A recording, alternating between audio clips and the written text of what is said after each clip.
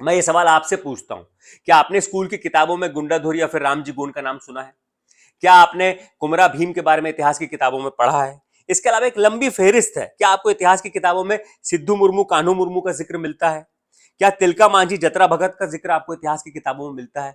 या फिर आपने अल्लूरी सीताराम राजू या फिर नारायण सिंह या फिर शंकर शाह रघुनाथ शाह का नाम कभी इतिहास की किताबों में पढ़ा है? स्कूल के किसी कोर्स के सिलेबस में आपने पढ़ा है, जिनको अंग्रेजों ने 1857 की क्रांति के समय तोप के सामने उड़ा दिया था?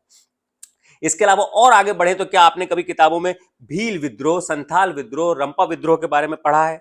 आपने नहीं पढ़ा होगा, जाहिर सी बात है, क्योंकि मैंने तमाम रिसर्च करके जब हम आपके लिए वीडियो बनाते हैं तो हमें ऐसी कहीं स्कूल की कोर्स बुक का रेफरेंस नहीं मिला जहां पर इनका जिक्र मिलता हो, इनके बारे में कहीं डिटेल में बताया गया हो। आपको इतिहास में किनका जिक्र मिलेगा? आपको इतिहास में मंगल पांडे का जिक्र मिलेगा, जिन्होंने माना जाता है कि 1857 में पहली बार विद्रोह का बिगुल फूका देश की आजादी के लिए।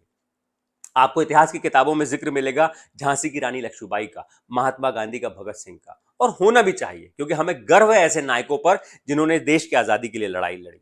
लेकिन वो जो जंगल में लड़े, उनका क्या? वो क्यों इतिहास में आज भी गुम है? वो जो 1857 से पहले भी लड़े, 1857 के बाद भी लड़े, उनका जिक्र क्यों नहीं मिलता? अंग्रेजों के खिलाफ आदिवासियों ने कितनी ही बार विद्रोह किया, पर इतिहास की किताबों में आपको इसका जिक्र नहीं मिलेगा। तिलका मांझी, जिन्होंने साल 1784 में अंग्रेजों के खिलाफ विद्रोह किया, पहली बार माना जाता है कि जो आदिवासी विद्रोह था इस देश में अंग्रेजों के खिलाफ, वो 1784 में तिलका मांझी ने किया था। 1857 से भी 17 साल पहले जिनके नाम का ही खौफ अंग्रेजों में था, ऐसे थम्मन डोरा का नाम इतिहास से क्यों मिटा दिया गया? आखिर क्यों नहीं पढ़ाया जाता आदिवासी नायकों का इतिहास? इसके बारे में जो जानकार वजह बताते हैं वो है राजनीतिक प्राथमिकताएं। इसीलिए इतिहास लिखते समय ज्यादातर शहरी और मुख्य धारा के आंदोलनों का जिक्र मिलता है, और इससे भी ज्यादा वो जो सत्ता में रहे हो या जिन्होंने शासन किया हो, जैसे राजे रजवाड़े। इतिहास में तो उन मुगल शासकों का जिक्र भी मिलता है जिन्होंने अपना इतिहास खुद लिखवा दिया, लेकिन उसके बाद भी आपको इतिहास में आदिवासी गुमनाम नायकों का जिक्र नहीं मिलेगा। वो आज भी गुमनाम ही हैं और तब भी गुमनाम थे। इतिहास की किताबों में सिर्फ उनका जिक्र क्यों है जो सत्ता के इर्द गिर्द थे? क्या वही लोग इतिहास में अपनी जगह बना पाए जो राजधानी में लड़े और जो जंगलों में लड़े, जिनके पास ना प्रेस थी ना कलम था, वो आज गुमनाम क्यों है? क्या आजादी का सपना सिर्फ दिल्ली या लखनऊ में देखा गया?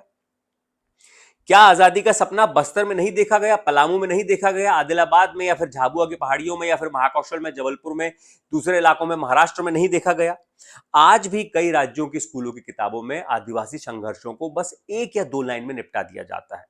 क्या लिखा जाता है? कुछ स्थानीय विद्रोह हुए।